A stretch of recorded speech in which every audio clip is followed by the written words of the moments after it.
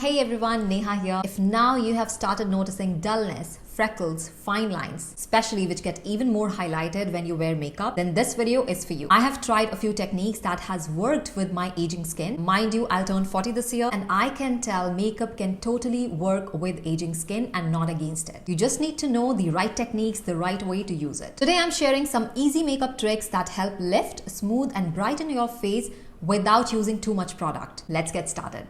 Let's talk about skincare. Hydration is your best friend and dry skin is equal to uneven creased makeup. Think about this. If you're applying lipstick on chapped lips, how it's gonna look and feel.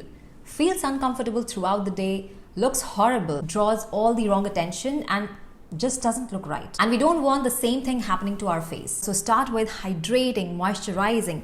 Use SPF during the day and prep your skin well for the makeup ahead. Go for a blurring primer instead of a glowy base, especially in the areas where you have fine lines. Personally, I always make sure to hydrate and moisturize well before applying primer. I have also noticed that a matte hydrating base works better for my skin now than a glowy one. Matte finishes can help blur and hide more imperfections without emphasizing texture. Now moving on to step 2, foundation. And here is the thing, too much of full coverage makeup would look absolutely stunning, flawless in the first half an hour or 1 hour. But as you go by the day, you're laughing, chit-chatting, you're expressing yourself with all those expressions, the makeup is gonna crease. So instead, go for a lightweight skin-like foundation that lets your real skin peek through. These days, I keep my base really low-key. I also make sure the foundation shade is super close to my natural skin tone, something undetectable. So it blends seamlessly. I apply it evenly all over my face and then I take the same tool with just the leftover product and gently tap it around the eyes. This way, I'm adding the thinnest layer possible under the eyes, which helps avoid that cakey, heavy look in the final makeup. Step 3, concealer. And honestly, it has been one of the trickiest product nowadays to work with. I've tested so many different formulas and techniques just to figure out how to avoid that dreaded cakey under eye look. And over time, a few things have really worked for me. First, choosing the right concealer is the key. It's not always about the price. For example, I've used Dior concealer and I still reach for it sometimes, but I wouldn't call it the best. When I compare this to my Milani concealer, one of my most used, it holds up surprisingly well, it gives good coverage and is definitely the one I would repurchase between the two, especially considering the price. Now recently I tried the Estée Lauder concealer and I was impressed. It has excellent hold,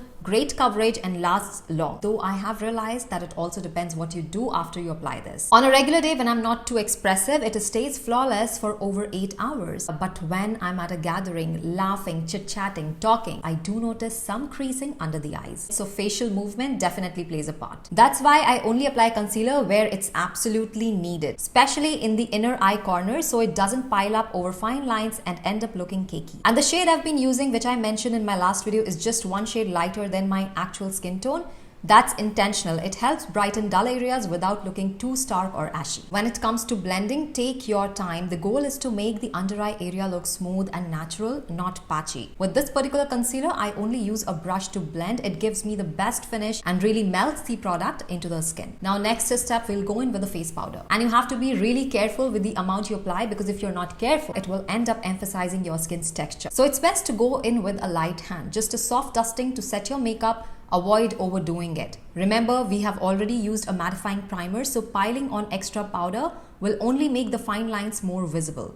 Less is definitely more here. When it comes to blush, I usually reach for a cream formula. It melts beautifully into the skin, gives a natural glow and instantly adds a youthful touch. I like tapping it high on the apples of my cheeks, then following the natural cheekbone line upward. This gives a subtle lifting effect too. Same goes for cream highlighters, just dab a little on the top of your cheekbone and your brow bone for that soft, fresh radiance. Cream textures tend to blend in seamlessly and don't sit on the top of the skin the way powders do sometimes. Next, I like to lock in all the cream products with a hydrating setting spray. This helps melt everything together and sets the base before adding more layers. It keeps the pigments in place while still allowing the skin to look fresh and hydrated. Then I move on to contouring. I prefer using a cream contour and applying it with a brush to avoid disturbing the base underneath. This step adds back some natural structure to the face. I also use the same contour on my nose, forehead and jawline to create subtle definition. After this, it's time for brows. Have you noticed how fuller brows instantly give you a more youthful appearance? I like using a brow gel with built-in fibers to shape and fill in any sparse areas. Then I go in with the brown pen or pencil to add small hair-like strokes that mimic natural brow hair for a fuller effect. The same principle applies to lips as well. Fuller lips are often associated with a youthful look. So I like to contour around the lips slightly and overline just a bit, not too much, using a deep brown lip liner. Then I apply a nude lipstick to complete the look. Nude shades are not only trending but also make you look fresher and more modern. And maybe it's just me, following current trends kind of give off this vibe that you are up to date, in touch, and that naturally adds to a more youthful, radiant appearance. Now before I set this makeup with a final round of setting spray, I'll go in with the concealer just at the outer eye corners like so. This gives your face a more lifted appearance. Go in with mascara. I use the same used wand for my brows too. Use a mattifying setting spray as the last step. A plumping gloss to give that final volume to the lips. Finish with the hair. So here is the before and after, and girl, it's giving smooth, lifted and fresh. No Botox, just brush strokes. Remember, anti-aging makeup is not about hiding your age, instead working with it. It's about celebrating your features in a way that flattens them now. So if this video helped you, give it a thumbs up and share it with a friend who says, I cannot wear makeup, I'm too old. And comment below what's your biggest anti-aging makeup struggle. I'll answer as many as I can. So that's all for today's video. I'll see you all in my next video. Until then, stay tuned, stay beautiful.